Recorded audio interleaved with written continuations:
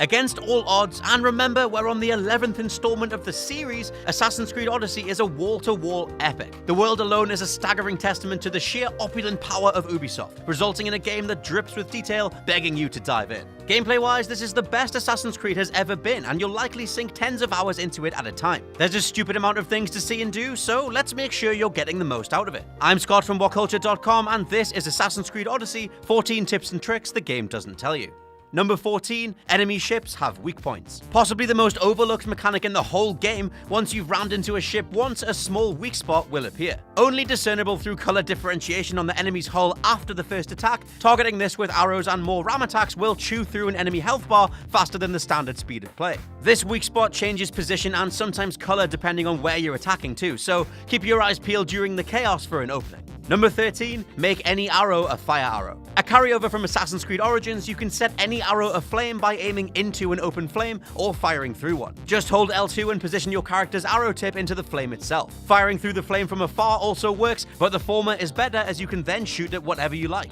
Number 12, board ships to freeze others in place. Though it doesn't feel especially natural to go from being in the midst of a multi-ship skirmish to fighting on deck, hold triangle or Y to initiate docking, and the rest of the battle will magically be put on hold. Useful if you're trying to manage groups of enemies and want to take a breather, it means you can board an enemy ship, acquire some new loot, and then use it to batter the rest of the oppositional fleet into paste. Number 11, you can parry arrows. It's worth pointing out that you can hold the L1 and R1 buttons to extend the parry stance against melee strikes anyway, but even better is parrying arrows. The timing is tighter than hand to hand, but hit the shoulder buttons after you see an in-flight arrow on its way, and you'll negate all damage. Number 10, using abilities in combat regenerates health. Besides picking the second wind ability to give yourself a 25% health burst, a better way to regenerate HP is actually to go on the offensive. Every shoulder button plus face button ability gives you a ½ centimeter of health back. So like any good Spartan down on their luck, the best way to stave off death is to go out swinging. You might just turn it all around and emerge in one piece after all. Number 9, tombs contain guaranteed ability points. Outside of being awarded for maxing your XP bar,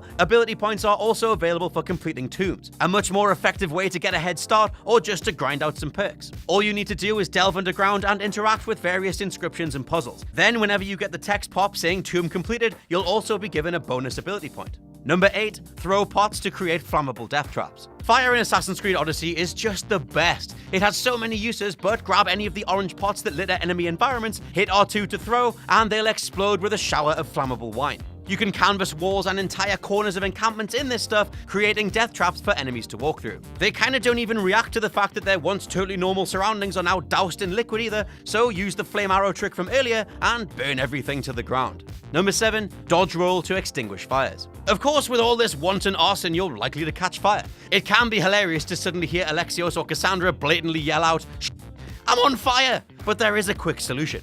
Drop and roll. Done by tapping dodge on square or X and then holding it a second time, the roll animation immediately puts out all fires.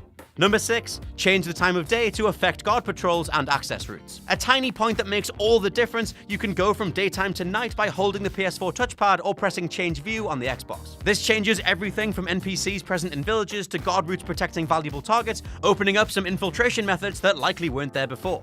Number 5, do a perfect dodge to trigger slow motion. Straight out of Breath of the Wild, Assassin's Creed Odyssey has the same slow motion dodge mechanic. Where in the latest Zelda it was much easier to pull off when locked onto someone, here you just need to tap square or X when an attack is incoming and time will slow to a crawl. It lets you get a flurry of hits on any sized enemy, even if you have lumbering weapons like sledgehammers or axes. Number 4, dismantle equipment for resources. Instead of selling to a merchant, open your inventory and hold square or X on any unequipped objects to dismantle them. This grants you everything from ore to soft leather, and you can feed it into other equipment. Basically, you're going to need a whole ton of crafting materials on hand to create different types of arrows and equipment as you level up. Not to mention upgrading everything at blacksmiths. Number 3, the torch is one of your best weapons. Yes, it's your good old friend fire again. The otherwise unimposing torch might look innocent and light-giving, but it's a soldier-scorching machine.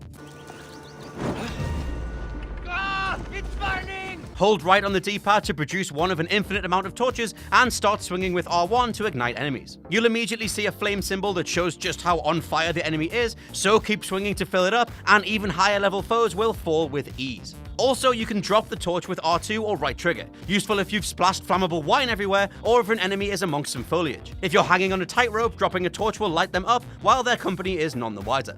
Number 2, stack engravings to make them worthwhile. It's a AAA game in 2018, so of course there's an incremental percentage-based progression in here somewhere. For Odyssey, it's the engravings, small gems that you can lock into armor and weapons. Though they feel a little bit pointless on face value, these plus 2% buffs are meant to be stacked across an entire outfit or loadout. Make a point of sticking to one type of engraving, say assassin damage, and apply it across all 3 of your weapons and your armor pieces. Quickly, that 2 to 5% buff has turned into 20 or 40%, making all the difference to a tank or stealth-based build. And number 1, use photo mode to orientate yourself in combat, naval or otherwise. Depending on how you play, leaping headfirst into battle can often feel overwhelming. You're supposed to lock onto enemies and jostle between them with the right stick, but sometimes it can just feel like you're always getting stabbed from off screen. As a quick fix, jab both L3 and R3 to trigger the photo mode, and use this to get a lay on where enemies are coming from. Though you can't zoom too far out, it should be enough to spot faraway archers alongside any reinforcements that are about to enter the fray. Also usable during naval combat, if you've just finished boarding one boat and are deciding on where to go next, trigger photo mode to give yourself a little bit more time. It can be a lifesaver.